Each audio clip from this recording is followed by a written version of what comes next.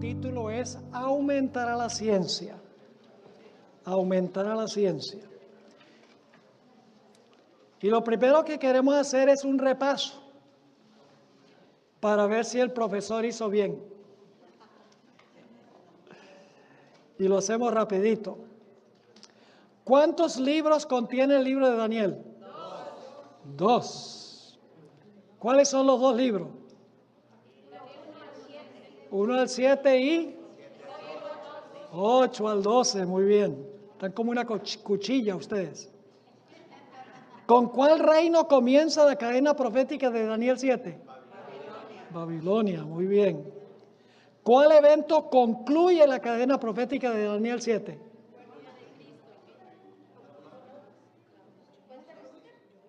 ¿Cuál es el evento, el último evento de la cadena en Daniel 7? El juicio, muy bien. ¿Cuántos ciclos repetitivos tiene Daniel 7? 4, muy bien. ¿Con cuál evento concluyen cada uno de los 4 ciclos? Con el juicio, muy bien. ¿De cuántos pasos consta el juicio? Los primeros 2 ocurren ¿dónde?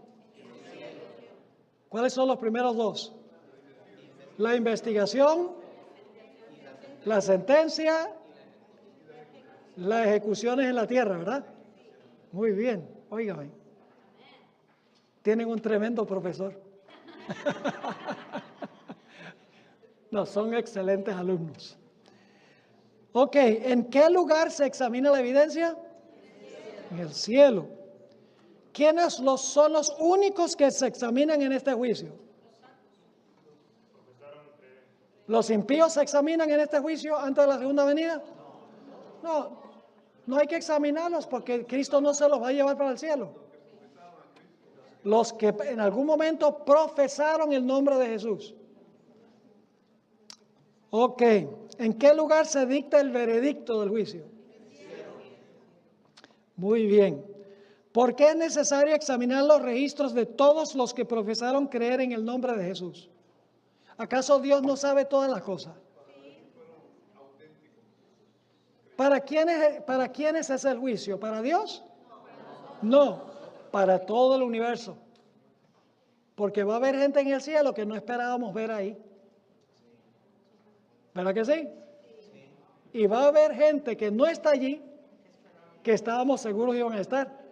Así que Dios tiene que mostrar su justicia en cada caso. ¿A dónde recibe Jesús el reino que le da su Padre? En el cielo. ¿A dónde se celebra la boda de Jesús con su pueblo? En el cielo. ¿Quiénes son los invitados a la boda? Nosotros. Ahora escuchen esto. La esposa es el cúmulo de todos los creyentes. Los invitados son los individuos entre los creyentes. Es decir, la boda es cuando Cristo se casa con todo su pueblo. Pero como individuos somos invitados a la boda. Pero estamos allí no físicamente, sino que estamos allí por fe, en los registros. Ok. ¿El juicio trata solo los casos de los que vivieron durante los 1260 años o incluye a todos los que profesaron a Jesús? A todos, muy bien. ¿Por qué entra en perspectiva en este juicio el cuerno pequeño?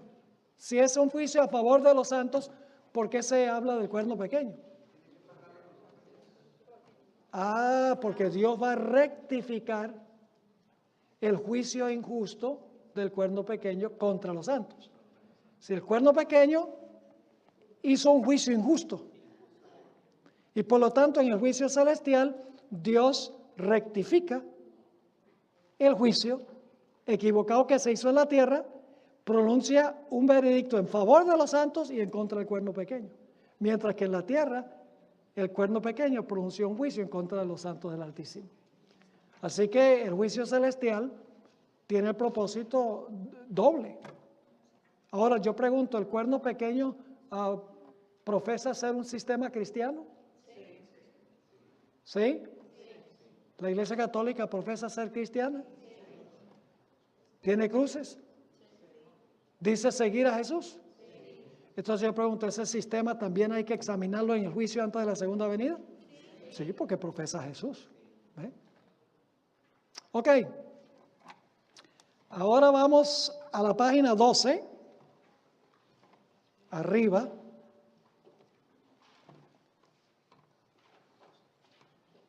Vamos a donde dice el segundo libro. El libro que fue sellado. ¿Cuál es el segundo libro? ¿Qué capítulos?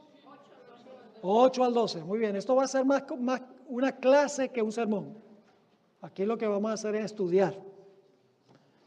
Ok, vamos al Daniel 12:4. Daniel 12:4. Pero tú, Daniel, cierra las palabras y sella el libro. ¿Cuál libro? Daniel 8 al 12. Se los voy a comprobar. Pero tú, Daniel, cierra las palabras y sella el libro hasta el tiempo del fin. ¿El libro iba a estar siempre sellado? No. ¿Hasta cuándo iba a estar sellado? Hasta el tiempo del fin. ¿Y qué iba a pasar en el tiempo del fin? Tiene que ser que va a ser abierto. ¿Ustedes creen que hay alguna parte en la Biblia donde se habla de cuando el librito se abrió? Apocalipsis 10. ¿Ve? Esto nos va a llevar a Apocalipsis 10. Así que dice, tú, Daniel, cierra las palabras y sella el libro hasta el tiempo del fin. Luego dice, muchos correrán de aquí para allá y la ciencia se aumentará. Ahora, este texto ha sido mal interpretado en la mayoría de los casos. Porque se usa para decir que, bueno, en los últimos días va a haber aviones y va a haber transatlánticos y cepillos de dientes eléctricos. Se va a aumentar la ciencia o la tecnología. En realidad, en su contexto, no tiene nada que ver con el avance de la tecnología y la ciencia moderna. Tiene que ver con la ciencia de las profecías, el conocimiento de las profecías. En inglés dice, knowledge shall be increased. ¿El conocimiento de qué se iba a aumentar en el tiempo del fin? De lo que tiene el librito. Dice, sella el libro hasta el tiempo del fin, pero el tiempo del fin se abre el libro y aumenta ¿qué? El conocimiento del libro.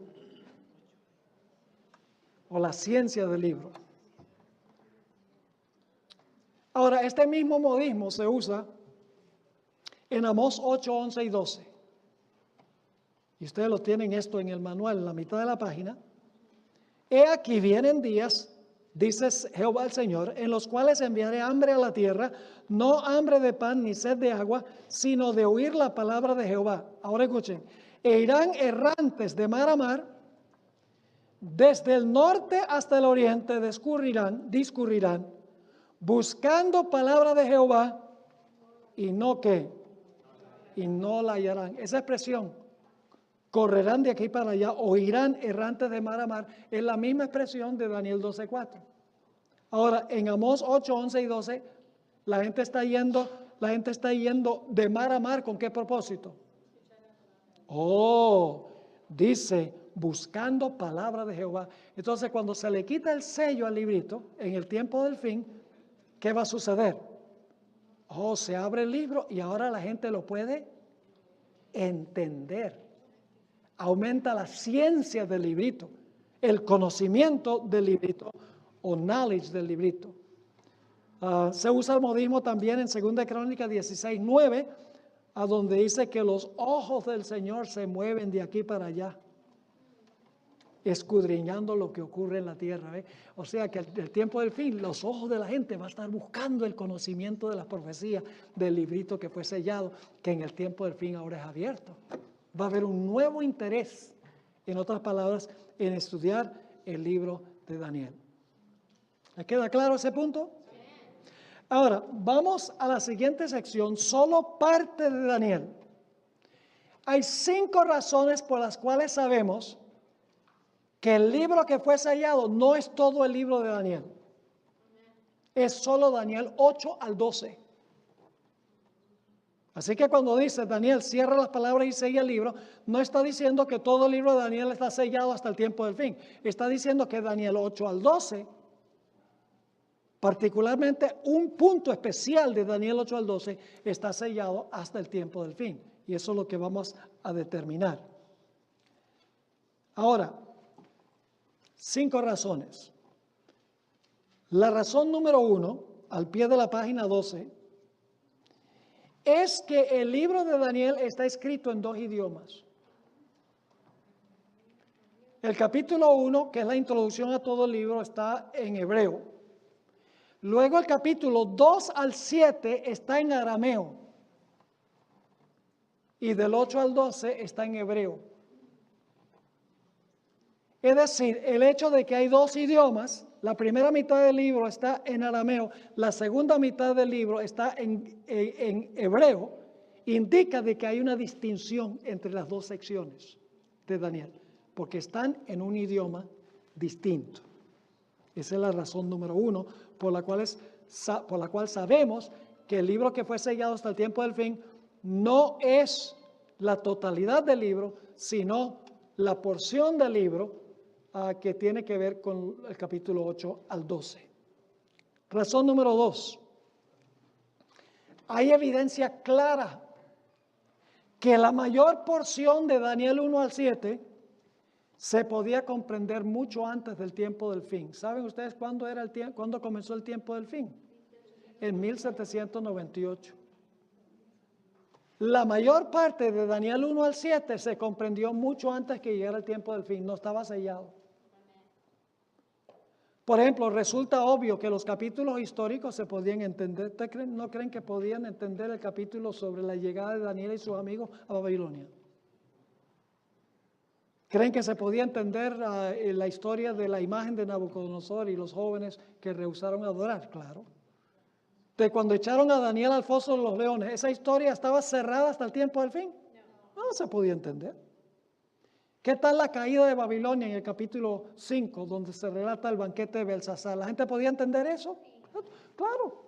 La mayor parte de Daniel 1 al 7 se podía entender mucho antes de que llegara 1798, antes que se llegara el tiempo del fin. Es más, déjenme darles una prueba clara de que esto se entendió mucho antes. Hubo un padre eclesiástico que se llamaba Hipólito y escribió en el siglo III de la era cristiana, hace 1700 años aproximadamente. Escribió esta explicación de Daniel 7. Y ustedes me van a decir si él entendía Daniel 7. Dice, al hablar Daniel de la leonesa del mar, estamos en la página 13, al hablar Daniel de la leonesa del mar se refería al ascenso del reino de Babilonia, que es lo mismo que la cabeza de oro de la imagen, ¿correcto? Después de la leonesa ve a una segunda bestia como un oso que representa a los persas, pues después de los babilonios los persas obtuvieron el poder, ¿correcto? Y al decir que tenía 3 costillas en su boca se refería a las 3 naciones persas, medos y babilonios, que es lo mismo que se expresa en la imagen por la plata después del oro. ¿Vamos bien? Luego viene la tercera bestia, un leopardo, que significa los griegos. Pues después de los persas, Alejandro de Macedonia obtuvo el poder al vencer a Darío. Esto es lo mismo que el bronce de la imagen. ¿Vamos bien? Y al decir que la bestia tenía 4 alas de ave y 4 cabezas, él mostró claramente cómo el reino de Alejandro fue partido en 4 divisiones. ¿Vamos bien? Parece adventista. Eso es lo que escribió hasta 1700 años. Pues al hablar de 4 cabezas se refería a 4 reyes que se levantarían de él, pues Alejandro cuando moría dividió su reino en 4 partes. Luego él dice, la cuarta bestia era espantosa y terrible, tenía dientes de hierro y uñas de bronce.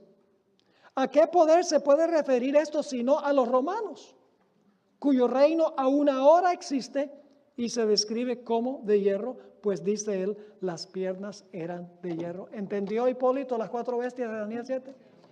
Entonces eso no estaba sellado hasta el tiempo del fin. Eso se podía entender. Y ustedes dicen, pero pastor, ahí no dice nada del cuerno pequeño. Ahí termina con la cuarta bestia. ¿Será que Hipólito también entendía qué representaba el cuerno pequeño?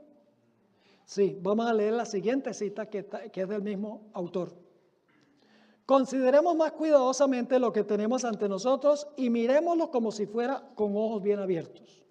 La cabeza de oro de la imagen es idéntica a la leonesa. Ambos representan a Babilonia.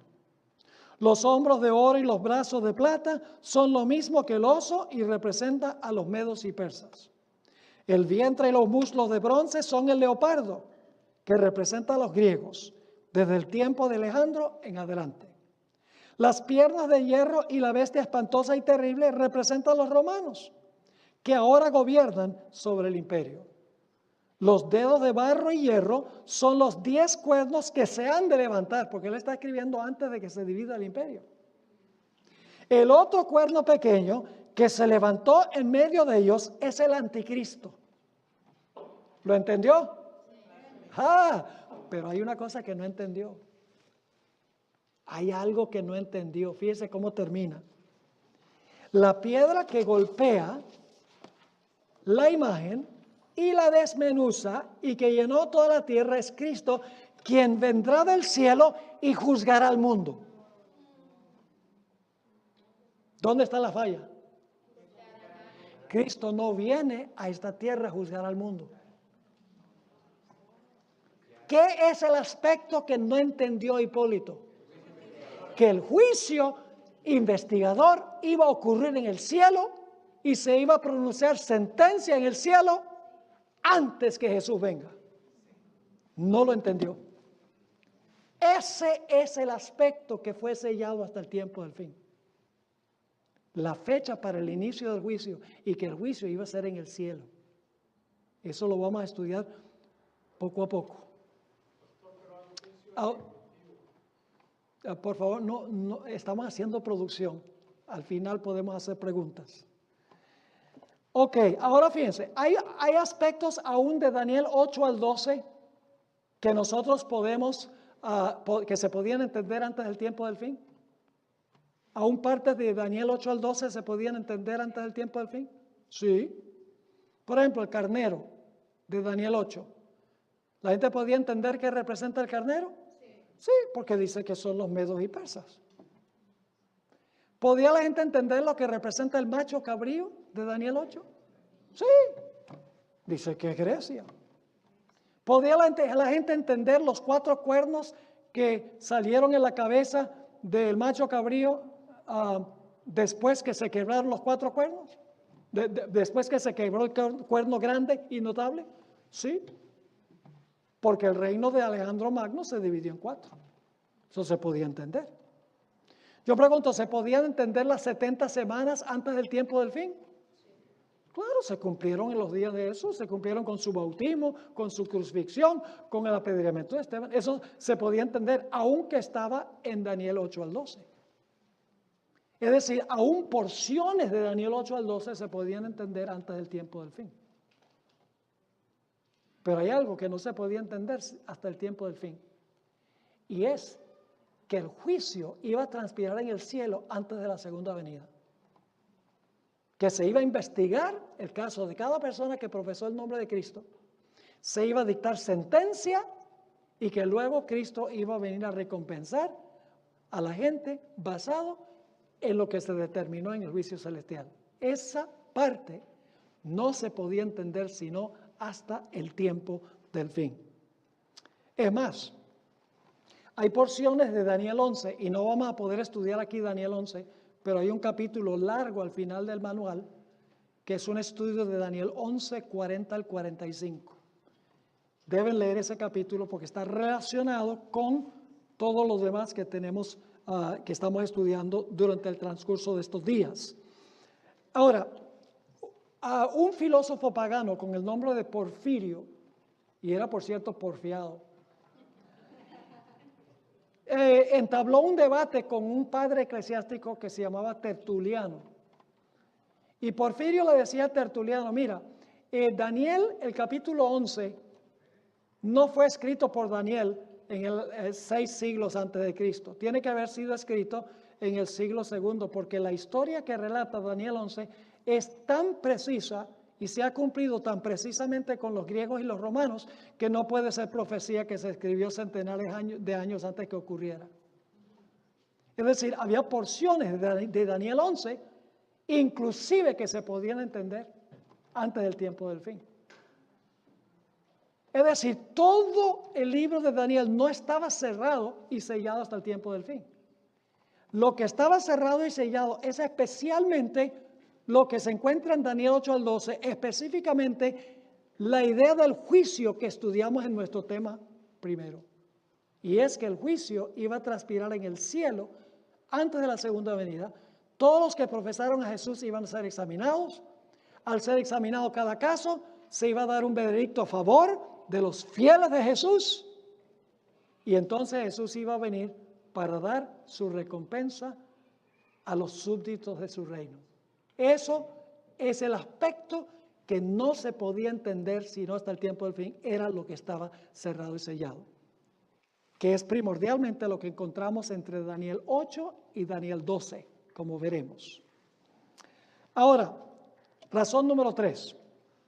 ¿Cuál es la primera razón por la cual decimos que en realidad tenemos dos libros y que el libro que fue sellado no es todo el libro de Daniel? Porque está escrito ¿en qué? Dos idiomas. Primera mitad, arameo. Segunda mitad, hebreo. Segunda razón, mucho de Daniel 1 al 7 y inclusive 8 al 12 se podía entender antes del tiempo del fin. Así que todo el libro no estaba sellado. Razón número 3. La hermana White dice explícitamente que solo una porción de Daniel 8 al 12 fue cerrado y sellado hasta el tiempo del fin. Voy a leerles ahora algunas citas del Espíritu y Profecía. La hermana White entendía esto. Hubiera sido muy fácil para la hermana White decir, todo el libro de Daniel fue sellado hasta el tiempo del fin, hasta 1798. No cometió ella ese error, porque hubiera sido un error, porque muchos se entendían antes del tiempo del fin. Aquí hay una cita que se encuentra en Hechos de los Apóstoles 4:67. En el Apocalipsis, todos los libros de la Biblia se encuentran y terminan. En él está el complemento del libro de Daniel. Uno es una profecía, el otro una revelación. El libro que fue, ahora escuchen bien, el libro que fue sellado no fue el Apocalipsis, sino aquella porción de la profecía de Daniel que se refiere a los últimos días. ¿Qué es una porción? ¿Qué es lo que fue sellado? ¿Todo el libro? No, dice la porción que tiene que ver ¿qué? Con los últimos días. Aquí hay otra cita, esta cita se encuentra en el Conflicto de los Siglos, página 405. El mensaje de la salvación se ha predicado en todos los siglos. ¿Eso es cierto que el mensaje de la salvación se ha predicado en todos los siglos? Sí. Ahora escuchen. Pero este mensaje, está hablando del mensaje del primer ángel, que dice la hora de su juicio ha llegado. Pero este mensaje es parte del evangelio que solo podía ser proclamado en los últimos días, pues solo entonces podía ser verdad que la hora del juicio había llegado. Yo pregunto, ¿Pablo podía predicar la hora de su juicio ha llegado? No, porque no había llegado, porque el juicio es después de 1798. En la cadena. ¿Podía Martín Lutero decir la hora de su juicio ha llegado? No, porque no había llegado. Así que la hermana White dice aquí que la porción del primer ángel que tiene que ver con los últimos días solo podía proclamarse al final de la historia. Sigue diciendo, ahora fíjense, las profecías presentan una sucesión de acontecimientos. Es decir, las profecías presentan una cadena profética, ¿sí o no? Babilonia, Medo-Persia, Grecia, el Imperio Romano dividido, el arrancar de 3 cuernos, el cuerno pequeño 1260 años. Ella está diciendo que las profecías presentan una sucesión de acontecimientos que llevan al comienzo del juicio. ¿Qué viene después del cuerno pequeño? El juicio. Es decir, las profecías presentan una cadena de eventos hasta el comienzo del juicio. Ahora yo pregunto, ¿la cadena se podía entender antes del tiempo del fin? ¿Se podía entender que la cuarta bestia es Roma? ¿Se podía entender que el cuerno pequeño es Roma papal? ¿Se podía entender que los 10 cuernos son las divisiones del imperio romano? Todo eso se podía entender. La sucesión de eventos se podían entender. ¿Qué era lo que no se podía entender? Lo que no se podía entender es el último punto, que es el juicio. Sigue diciendo ella, una vez más, regreso un poquito, dice, las profecías presentan una sucesión de acontecimientos que llevan al comienzo del juicio. Esto es particularmente cierto del libro de Daniel. Ahora escuchen, pero la parte de su profecía que se refería a los últimos días, debía Daniel cerrarla y sellarla hasta el tiempo del fin. ¿Qué es lo que está cerrado y sellado hasta el tiempo del fin? ¿El león? ¿El oso? ¿El leopardo? ¿El dragón? ¿Los 10 cuernos? ¿El cuerno pequeño? ¿El juicio? El juicio es lo que está cerrado. Hasta los mismos mileritas no lo entendieron, porque ellos pensaban que la purificación del santuario era que Cristo iba a venir del cielo en su segunda venida a purificar la tierra. Eso comprueba que la gente no entendía. Y eso lo vamos a estudiar. Apocalipsis 10 es un capítulo fascinante. Si usted no está seguro de pertenecer a esta iglesia, que es miembro de la iglesia remanente, siga viniendo. Porque el texto es claro. Ahora, sigue diciendo, un mensaje relativo al juicio, basado en el cumplimiento de estas profecías, no podía ser proclamado antes que llegásemos a aquel tiempo. Es decir, no se podía proclamar el mensaje del juicio hasta que llegáramos a la hora del juicio. Sigue diciendo, pero al tiempo del fin, dice el profeta, muchos correrán de aquí para allá y la ciencia será aumentada. Así que la hermana White dice, una porción fue sellada, aquí dice parte de la profecía que tiene que ver con el juicio fue sellada. No se podía entender hasta el tiempo del fin, porque había que esperar hasta que llegara el tiempo del juicio para poderlo entender. Aquí está otra cita, Deseado de todas las gentes, página 201. Las palabras del ángel a Daniel acerca de los últimos días, nuevamente, las palabras del ángel a Daniel acerca de los últimos días serán comprendidas en el tiempo del fin. En ese tiempo, muchos correrán de aquí para allá y la ciencia se aumentará. Es decir, se va a aumentar el conocimiento de qué? De la profecía que tiene que ver específicamente con qué? Con el juicio. Los 2300 días que marca cuando comienza el juicio investigador. Una cita más, una o dos más. Esto es en el tomo 7 del Comentario Bíblico Adventista. Dice la sierva del Señor, el acto de quitarle el sello al librito era el mensaje que tenía que ver con el tiempo. Es decir, el quitarle el sello al librito tiene que ver con el mensaje de los 2300 días, el tiempo de los 2300 días. Cuando la gente entiende los 2300 días, la fecha cuando va a comenzar el juicio, eso es lo que significa ¿qué cosa? Quitarle el sello al libro. Porque ahora entienden cuándo va a comenzar el juicio. Así que ella entendió que quitarle el sello al librito significa ahora se puede proclamar el juicio y se puede entender la fecha cuando va a comenzar el juicio. Y ahora doy una última cita, es un poco larga, pero muy significativa. Profetas y Reyes, página 401 y 402. Mientras los hombres le honraban confiándole las responsabilidades del Estado y los secretos de reinos que ejercían dominio universal, Daniel fue honrado por Dios como su embajador y le fueron dadas muchas revelaciones de los misterios referentes a los siglos venideros. Sus admirables profecías, es decir, las de Daniel, como las registradas en los capítulos 7 a 12 del libro que lleva su nombre no fueron comprendidas plenamente ni siquiera por el profeta mismo. Pero antes que terminaran las labores de su vida, recibió la bienaventurada promesa de que hasta el tiempo del fin, en el plazo final de la historia de este mundo, se le permitiría ocupar otra vez su lugar. Y no es que Daniel se iba a presentar personalmente, sino que la gente iba a estudiar sus profecías. Sigue diciendo, no le fue dado comprender todo lo que Dios había revelado acerca del propósito divino, sino que se le ordenó acerca de sus escritos proféticos: tú, empero Daniel, cierra las palabras y sella el libro, pues esos escritos debían quedar sellados hasta el tiempo del fin.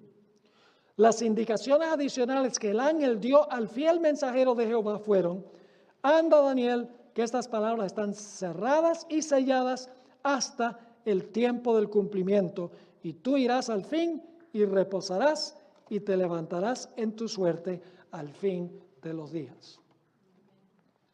Yo pregunto, ¿Daniel habló en el tiempo del fin? ¿Se presentó para hablar en el tiempo del fin? Sí, pero no en persona, a través de su libro. ¿Qué estudiaban los mileritas? La profecía de Daniel. ¿Qué descubrieron? Descubrieron que el juicio iba a comenzar ¿cuándo? El 22 de octubre de 1844. ¿Correcto? Así que yo pregunto, ¿Daniel les habló a los mileritas? ¿A Guillermo Miller le habló? Sí, pero no en persona, a través de su profecía. Eso es lo que significa que Daniel iba a pararse en su lugar en el tiempo del fin. No significa que Daniel iba a resucitar y a presentarse en persona. Significa que se iba a levantar a través de su libro. Y la gente iba a estudiar el libro e iban a entender lo que no se había entendido hasta el tiempo del fin, que el juicio iba a comenzar el 22 de octubre de 1844. Claro, ellos creían que era la segunda venida, ni siquiera Miller lo entendió plenamente. Fue después del gran chasco que los adventistas pudieron entender lo que realmente significa esta profecía. Ahora entonces, ¿cuál es la razón número uno por la cual sabemos que Daniel se compone de 2 libros? 2 diferentes idiomas. Razón número 2. Mucho de Daniel se podía entender antes del tiempo del fin. Todo el libro no estaba sellado y cerrado. Número 3. La hermana White dice explícitamente que solo una porción o parte. ¿Qué tiene que ver con qué? Con el juicio que estudiamos en nuestro primer tema, el juicio investigador. Ahora vamos a la razón número 4. Y aquí es que es un poco más complejo, así que a los que tienen el manual va a ser más fácil. Los demás tienen que estar bien atentos porque aquí se vuelve un poco complejo el asunto.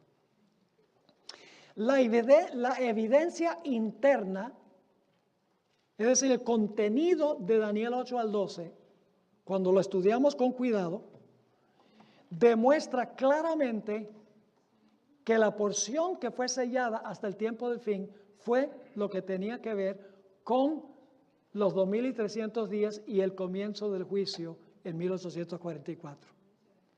Cuando estudiamos los capítulos 8, 9, 10, 11 y 12, nos damos cuenta claramente por el contenido de esos capítulos que lo que estaba sellado era el factor que tenía que ver con el inicio del juicio que describe Daniel 7, que estudiamos en nuestro primer tema. Así que vamos a examinar cada capítulo del 8 hasta el capítulo 12 brevemente para ver cómo estos capítulos están hilados. Escuchen bien, Daniel 8 al 12 están muy meticulosamente conectados. Todos los capítulos tienen que ver con el juicio. Cada capítulo está relacionado con la idea del juicio que estudiamos en nuestro primer tema. Y ustedes dicen, ¿cómo es eso? Vamos a ir al capítulo 8. Estamos ahora en la página 16 de nuestro manual. ¿Vamos bien hasta ahora?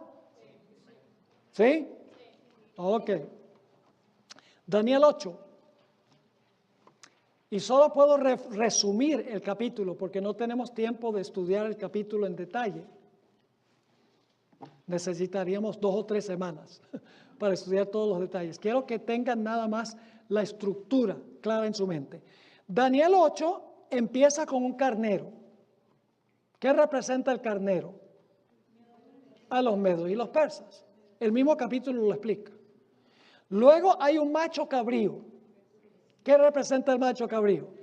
El mismo capítulo dice que es Grecia. Luego entonces menciona que el macho cabrío tiene un cuerno notable. ¿Qué representa el cuerno notable? Daniel 8 dice el primer rey, que es ¿quién? Alejandro Magno. Muy bien. Luego entonces dice que ese cuerno es quebrado y aparecen 4 en su lugar. ¿Qué representan los 4 que aparecen en lugar del que fue quebrado? Cuando murió Alejandro, su reino se dividió ¿en qué? En 4 reinos, que son las 4 cabezas del leopardo. ¿Vamos bien? Ahora, luego tenemos un cuerno pequeño en Daniel 8. El cuerno pequeño representa a Roma en 2 etapas. En su etapa secular o política y luego en su etapa religiosa. El mismo cuerno representa las 2 Romas, el imperio romano político y Roma papal. Y ustedes dicen, ¿cómo es eso? Si ustedes leen en cuanto al cuerno pequeño, primero dice que el cuerno pequeño conquista horizontalmente sobre la tierra. Dice que conquista al sur, que sería Egipto, conquista al oriente, que es Macedonia, y en la tierra gloriosa, que es Israel. Es decir, cuando primero se presenta el cuerno pequeño, se está extendiendo geográficamente. Pero luego el cuerno pequeño pasa en Daniel 8 por una transformación. Y ahora, en vez de conquistar horizontalmente, de repente ahora se lanza verticalmente contra Jesús y el santuario. Quita el continuo y pone la abominación asoladora en el santuario. Es decir, que Roma política se ha transformado en una Roma ¿qué? En una Roma religiosa. Y luego entonces, después de presentar a Medo-Persia, Grecia, el primer rey, los 4 reinos, Roma política, Roma religiosa, entonces Daniel 8 ahora menciona hasta 2300 días y el santuario será purificado. Es el siguiente evento. Yo pregunto, ¿es paralelo esto a Daniel 7? ¿Qué tenemos en Daniel 7 después del león, el oso, el leopardo, el dragón, los 10 cuernos, el cuerno pequeño? ¿Qué tenemos después del cuerno pequeño? El juicio. ¿Qué tenemos aquí después de el cuerno pequeño que se extiende hasta el cielo y quita el continuo y se lanza contra el que sirve en el santuario? Hasta 2300 días y el santuario será purificado, que es el juicio. Pero ahora escuchen lo que voy a decir. Daniel 8 difiere en varios aspectos de Daniel el capítulo 7. Ustedes miran Daniel 2 y Daniel 7, van a encontrar que son exactamente paralelos. Cabeza de oro, león. Pecho y brazos de plata, Medo-Persia. Vientre de bronce y leopardo, Grecia. Bestia terrible, piernas de hierro, Roma. 10 dedos, 10 cuernos. Y luego Cristo toma el reino. La roca pega en los pies, desmenuza el reino y Cristo toma posesión del reino. Lo mismo que tenemos en Daniel capítulo 7. Es decir, son exactamente paralelos. Pero Daniel 8 sigue la misma secuencia, pero hay diferencias entre Daniel 8 y Daniel 2 y Daniel 7. ¿Cuáles son las diferencias? 4 voy a mencionar. Esto se encuentra en la mitad de la página 16. En primer lugar, Daniel 2 y Daniel 7 comienzan con ¿cuál reino? Con Babilonia.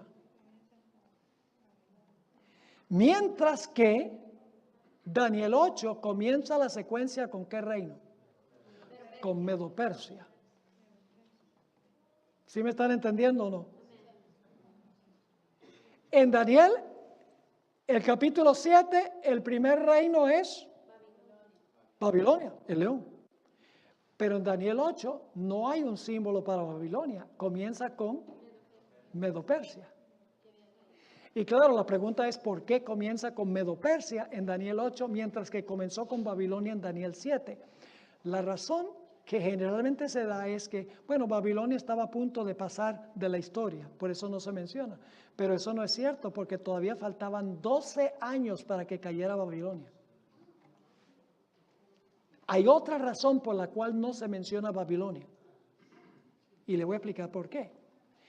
Es porque los 2300 días que se mencionan en Daniel 8 no comienzan durante el periodo de Babilonia, sino que comienzan durante el periodo de Medo-Persia. ¿Me están entendiendo lo que estoy diciendo? Si empezara con Babilonia, daría la impresión de que los 2300 días empiezan con ¿qué? Cuando imperaba Babilonia. Pero como los 2300 días comienzan en el periodo de Medo-Persia, la visión empieza con Medo-Persia. Hay que buscar la fecha de comienzo en el reino de Medo-Persia, no en el reino de Babilonia. Segunda razón, segunda diferencia. Las bestias de Daniel, el capítulo 7, son salvajes, mientras que las bestias de Daniel 8 son domésticas. Y las dos bestias domésticas que encontramos en Daniel 8 son las que se usaban en el servicio diario y el servicio anual del santuario. El carnero se usaba en el servicio diario, que se sacrificaba mañana y tarde. Un carnero, que es un cordero macho. Y una vez al año se ofrecía un macho cabrío. Es decir, al presentar estas dos bestias domésticas que tienen que ver con el santuario, se está enfatizando que el tema central de Daniel el capítulo 8 es ¿qué cosa? El santuario. El cuerno pequeño quitó el continuo, que es el servicio diario, pero es juzgado en el servicio anual, representado por el macho cabrío.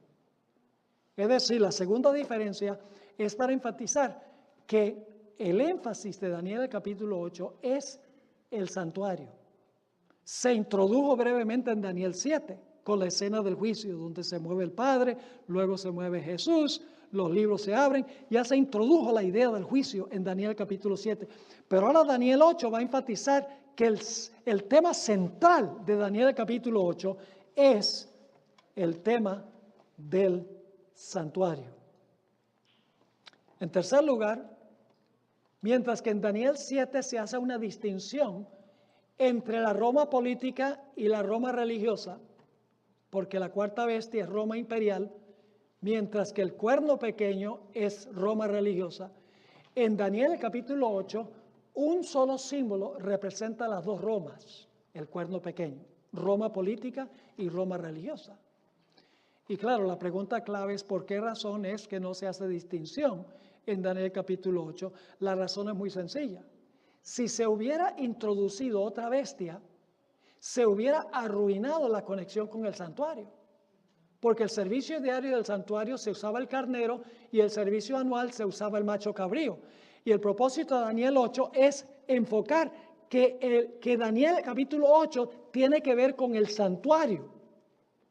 Si se hubiera introducido otra bestia, se hubiera arruinado la simetría y la relación que tiene con el santuario. Último punto, última diferencia entre Daniel 7 y Daniel 8, es que en Daniel 7 y en Daniel 2 siempre termina con el establecimiento del reino eterno de Jesús. Pero en Daniel el capítulo 8 no concluye con el reino eterno. En Daniel capítulo 8 llega hasta el punto, hasta 2300 días y el santuario será purificado. Hasta ese punto llega. Nos lleva solo hasta 1844. Inmediatamente uno se pregunta, ¿y por qué Daniel 2 y Daniel 7 nos llevan hasta cuando Cristo toma posesión del reino, mientras que en Daniel capítulo 8 solamente nos lleva hasta el final de los 2300 días? La respuesta es muy sencilla. Al final del capítulo 8 dice que cuando el ángel quería explicarle el resto de la profecía, Daniel se enfermó. Y Gabriel no pudo completar la explicación. Dice que estuvo enfermo varios días. Es decir, Gabriel lo llevó hasta la purificación del santuario y no pudo ir más allá, porque cuando Gabriel le dijo hasta 2300 días el santuario será purificado, ahora Daniel dice, debe ser que el pueblo es tan pecaminoso que en vez de pasar 70 años en Babilonia van a pasar 2300.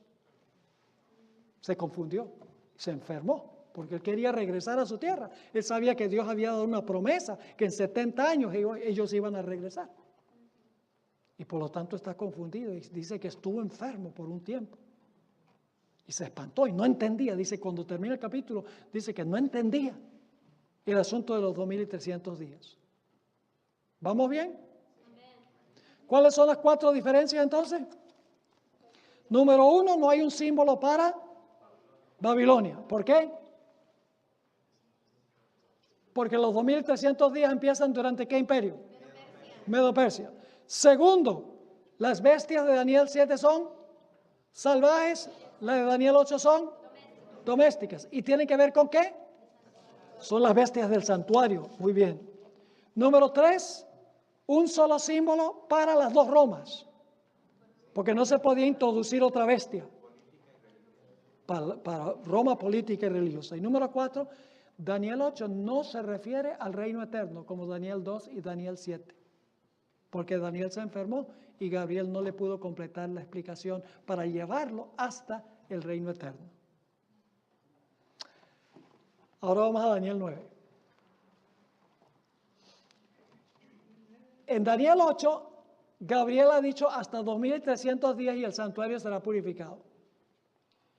Yo pregunto, ¿se da una fecha para el comienzo de los 2300 días en Daniel 8? No hay fecha de comienzo. Así que, ¿cómo uno va a saber cuándo va a ser purificado el santuario si no tiene uno un punto donde comienzan los 2300 días? El capítulo 8 no dice cuándo comienza ese periodo. ¿A dónde esperarían ustedes conseguir la explicación de cuándo comienzan los 2300 días? En Daniel 9. ¿Tiene algo que ver Daniel 9 con Daniel 8? Sí, porque Daniel 9 nos da la fecha cuando comienzan los 2300 días. Daniel 9 está relacionado con los 2300 días. Daniel 8 introduce los 2300 días, cuando el juicio va a comenzar. La purificación del santuario es el día del juicio en Israel, pero no nos da fecha de comienzo. En Daniel 9 se da la fecha de comienzo. Desde la salida de la palabra para edificar y restaurar a Jerusalén, habrá 62 semanas y 7 semanas. Y luego habla de una última semana, cuando el Mesías iba a ser ungido, cuando iba a ser sacrificado y cuando Esteban iba a ser apedreado. 70 semanas, ¿cuántos años son? 70 semanas por 7 días cada semana son 490. Es decir, que las 70 semanas son el primer segmento de los 2300 días. ¿Se da un punto de comienzo? Sí, desde la salida de la palabra para restaurar y edificar Jerusalén. Nosotros sabemos qué fecha es esa. Fue dada por un rey llamado Artajerjes en el año 457 a.C. Artajerjes dio un decreto para restaurar la religión de Israel, para restaurar el orden civil de la nación, para restaurar a Israel como nación. Allí comienzan los 2300 días, es decir, las 70 semanas son la primera porción de los 2300 días. Entonces, si las primeras 70 semanas, tenemos el punto de comienzo 457 a.C., nos lleva al año 34 después de Cristo, cuando Esteban fue apedreado, esa es la primera porción. Entonces lo que hacemos es ir desde el año 34, ¿cuántos años restan todavía para completar los 2300 días? Bueno, lo único que tienen que hacer es restarle 490 años a ¿cuánto? A 2300. ¿Y cuánto les da? 1810. Entonces, van del año 34, 1810 años más adelante, que es la porción que quedó pendiente de Daniel, de la profecía de los 2300 días, y eso nos lleva ¿hasta qué fecha? Nos lleva hasta el año 1844. ¿Estamos entendiendo? Entonces, ¿cuál es el propósito de Daniel 9? Darnos la fecha cuando comenzaron los 2300 días. Porque si sabemos dónde comenzaron, vamos a entender a dónde terminan. Entonces yo pregunto, ¿Daniel 8 y Daniel 9 están relacionados, están conectados? ¿Daniel 8 y Daniel 9? ¿Cómo no? Vamos a leer esta cita que está en la página 17. Está solo en inglés, yo la traduje en el libro The Sanctified Life, La vida santificada, página 49. La sierva de Dios dice, en la ocasión que se acaba de describir, ella ha hablado de Daniel 9, el ángel Gabriel le impartió a Daniel toda la instrucción que en ese momento era capaz de recibir. No obstante, pocos años después, en Daniel 10, el profeta deseaba aprender más en cuanto a los temas que no se habían explicado plenamente y se propuso una vez más a buscar luz y sabiduría de Dios. Entonces cita la Biblia, en aquellos días yo, Daniel, estuve afligido por espacio de 3 semanas, no comí manjar delicado, ni entró en mi boca carne, ni vino, ni me ungí con ungüento hasta que se cumplieron las 3 semanas. Ahora necesitamos ir a Daniel 10 para ver si Daniel 10 tiene alguna relación con Daniel 8 y Daniel 9. En Daniel capítulo 10 tenemos una escena muy interesante. Ahí se encuentra una batalla entre el ángel Gabriel y un personaje que se conoce como el príncipe de Persia, que es Satanás. Están en combate mano a mano. Y claro, la pregunta clave es, ¿sobre qué están peleando? Y fíjense cuán poderoso era el príncipe de Persia, que es un símbolo de Satanás, que Gabriel no pudo con él. Tuvo que venir Miguel, que es otro nombre para Cristo. Tuvo que venir Miguel para ayudar a Gabriel, para que pudiera vencer Gabriel y Miguel juntos al príncipe de Persia. Ahora, ¿qué conflicto tenemos en Daniel capítulo 10? Yo pregunto, para que los 2300 días se pudieran cumplir, ¿era necesario que el pueblo de Israel regresara a su tierra? Sí. ¿Era necesario que se reconstruyeran los muros, la ciudad y se restableciera su religión? ¿Qué sucedía si no pasaba eso? La profecía de las 70 semanas no se podría cumplir con el Mesías, porque el Mesías iba a venir a Jerusalén, a la nación judía, para cumplir la profecía de las 70 semanas. Pero yo pregunto, para que el pueblo pudiera regresar otra vez a su tierra, para restablecer su religión, su orden civil, los servicios del templo, ¿era necesario que los reyes de Persia dieran ciertos decretos que les autorizaran regresar otra vez para hacer eso? Sí. ¿Ustedes creen que Satanás sabía que los reyes persas tenían que dar ciertos decretos para que el pueblo regresara para restablecerse en su tierra? El diablo lo sabía. Y por lo tanto, si ustedes leen el capítulo 10, van a encontrar allí que el príncipe de Persia, Satanás, está procurando convencer a los reyes de Persia que no den los decretos. Mientras que Gabriel y Miguel están luchando con las mentes de los reyes de Persia para que den los decretos para que el pueblo de Dios pueda regresar a su tierra y se pueda cumplir la profecía de las 70 semanas. ¿Tiene alguna relación entonces Daniel el capítulo 10 con el capítulo 8 y el capítulo 9? Sí, porque si no se daba el decreto para reconstruir y edificar a Jerusalén, si no se daba el decreto para que la gente regresara a reconstruir el templo y reconstruir los muros y la ciudad, no podía comenzar a cumplirse la profecía de las 70 semanas y por ende tampoco la profecía de los 2300 días. Pero gracias a Dios, Gabriel y Miguel prevalecieron. Y los decretos se dieron a tiempo. Y fueron varios. Uno fue dado por Ciro, otro fue dado por Darío y otro fue dado por Artajerjes. En medio de muchas luchas, cuando estudiemos en nuestros temas de mañana, Daniel 10, les voy a describir las luchas que hubo. Los samaritanos que habían quedado en la tierra cuando el pueblo de Israel fue llevado cautivo, se opusieron a capa y espada contra el restablecimiento de Israel. Apelaron a los reyes de Persia para que los reyes de Persia no dieran los decretos. Es decir, que en Daniel 10 se corre el telón y se ve que el acto de tratar de influir los samaritanos sobre los reyes de Persia para que ellos no dieran los decretos, en realidad reflejaba en el mundo visible una lucha entre dos poderes en el mundo invisible. Pero gracias a Dios, los decretos se dieron. Y todo comenzó a tiempo. Se dio el decreto de reedificar y restablecer a Jerusalén. A la mitad de la página 18 tenemos esta cita de la hermana White que describe esto.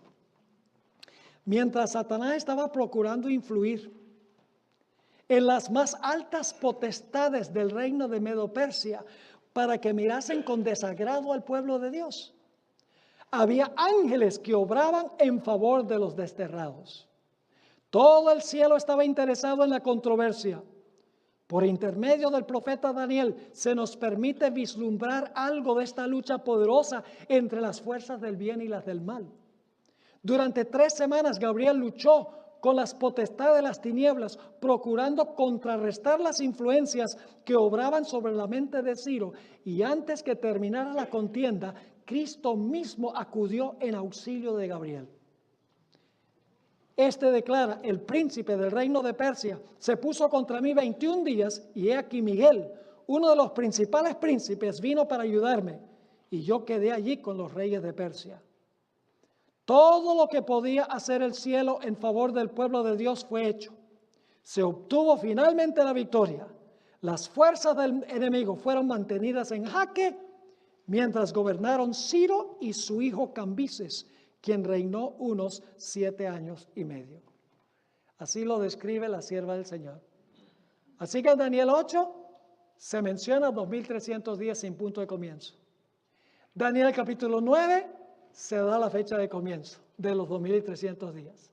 En Daniel 10 se describe la lucha para que no comiencen los 2300 días a tiempo, porque tenía que haber decretos para que el pueblo regresara a su tierra nuevamente. Y luego entonces tenemos Daniel 11. Ahora sí, fíjense qué interesante Daniel 11. Estamos a pie de la página 18 para los que tienen el manual. Y voy a seguir bastante de cerca el manual ahora para que ustedes vean qué relación tiene Daniel 11. Ustedes recuerdan que en Daniel capítulo 8 solamente la visión llegó hasta los 2300 días, no llegó hasta el reino eterno. Yo pregunto entonces, ¿quedó algo pendiente? Sí, porque Daniel se enfermó. Entonces, ¿esperaríamos que Dios le iba a regresar para explicarle el resto a Daniel? ¿Cómo no? Ahora fíjense, voy a seguir lo que dice el manual en la página 18. En el capítulo 11, Gabriel completará la explicación que suspendió en el capítulo 8. Capítulo 11 es una explicación, una repetición del 8, pero nos lleva más allá de lo que encontramos en el capítulo 8. Punto importante. En Daniel 11 y 12 no hay una nueva visión. Daniel 11 no es una nueva visión. Es una explicación que da Gabriel. Es una explicación de Daniel el capítulo 8. Ahora, ¿con qué reino empieza Daniel 11? Con Persia. ¿Con qué reino comenzó Daniel 8? Con Persia. Luego, ¿con qué reino continúa Daniel 11? Con Grecia. ¿Con qué reino continuó Daniel 8? Con Grecia. Luego en Daniel 11 se menciona el primer rey del imperio griego, Alejandro Magno. ¿Eso estaba en Daniel 8 también? ¿Cómo no? Luego Daniel 11 menciona los 4 reinos en que se dividió el reino griego. ¿Eso está en Daniel 8? Sí. ¿Qué está sucediendo en el capítulo 11? Ahora Gabriel le está diciendo a Daniel, mira Daniel, ahora yo voy a volver otra vez a donde comencé en Daniel 8. Y voy a repetir los puntos de Daniel 8, pero esta vez no voy a parar en el momento de la purificación del santuario. Te voy a llevar hasta el mismo fin, hasta que termine la visión, hasta el establecimiento del reino eterno. Y luego después de esto, después de los 4 reinos, viene la Roma política que quebranta al príncipe del pacto. ¿Quién es el príncipe del pacto? Jesús. ¿Quién quebrantó al príncipe del pacto? El imperio romano.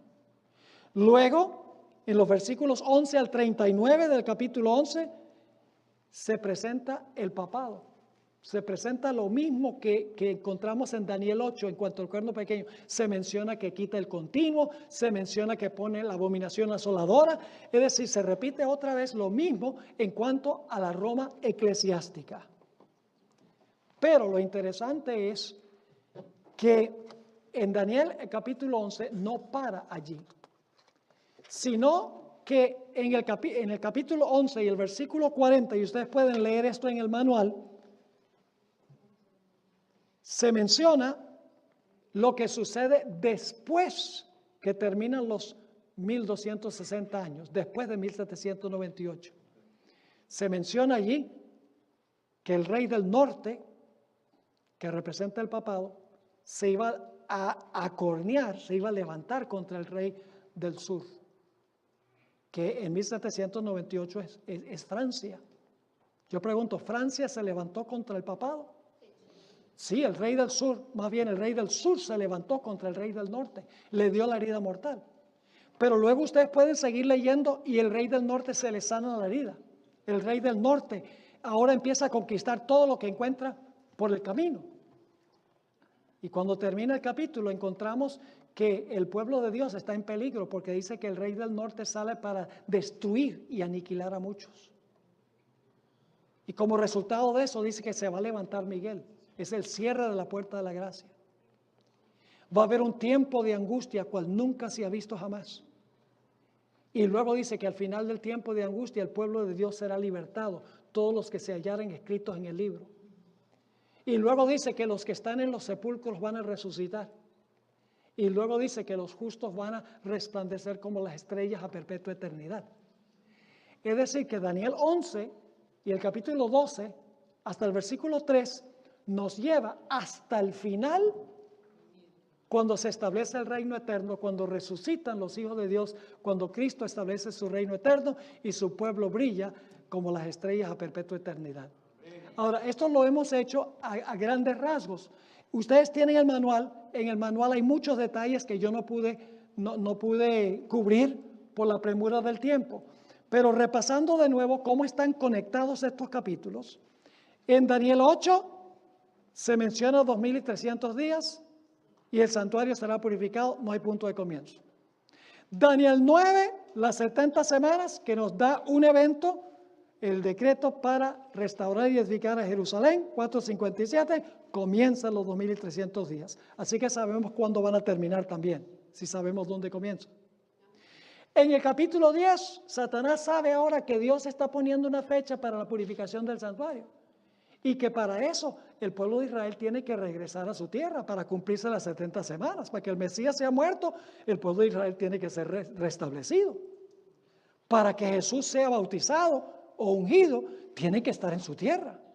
Para que Esteban sea apedreado, los judíos tienen que levantarse contra él en su tierra. Es decir, en Daniel, el capítulo 10, Satanás sabe que hay ciertos decretos que hay que darse para que se cumplan los 2300 días. Y por lo tanto está luchando con los reyes de Persia para que no den los decretos, mientras que Gabriel y Miguel están luchando para que los reyes den los decretos. Y luego en el capítulo 11 Dios le dice a Daniel, mira, ¿te acuerdas, Daniel, que yo interrumpí la secuencia en Daniel 8? Ahora yo voy a empezar a donde empecé en Daniel 8. Vamos a empezar con Persia de nuevo. Y luego vamos con Grecia. Vamos con el primer rey. Vamos entonces con las cuatro divisiones del imperio griego. Y luego entonces vamos a hablar de Roma imperial, que crucificó al príncipe del pacto. Luego vamos a hablar del papado durante los 1260 años. Quitó el continuo, puso la abominación asoladora. Lo mismo que dice Daniel 8. Pero ahora, Gabriel le dice a Daniel, pero ahora no te voy a llevar solamente hasta 1798, ahora te voy a llevar a los eventos que van a ocurrir en el tiempo del fin, que no te mostré en Daniel 8 porque te enfermaste.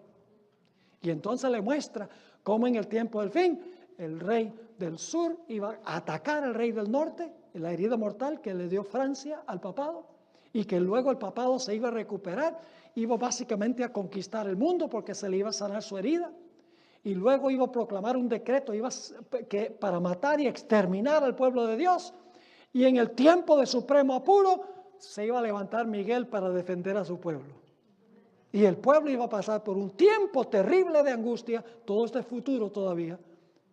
Y entonces, al final del tiempo de angustia, el pueblo de Dios sería libertado, se realizaría la resurrección y entonces el pueblo de Dios resplandecería en el reino a perpetua eternidad. Yo pregunto, ¿estos capítulos todos están interconectados? ¿Cuál es el tema central de todos estos capítulos?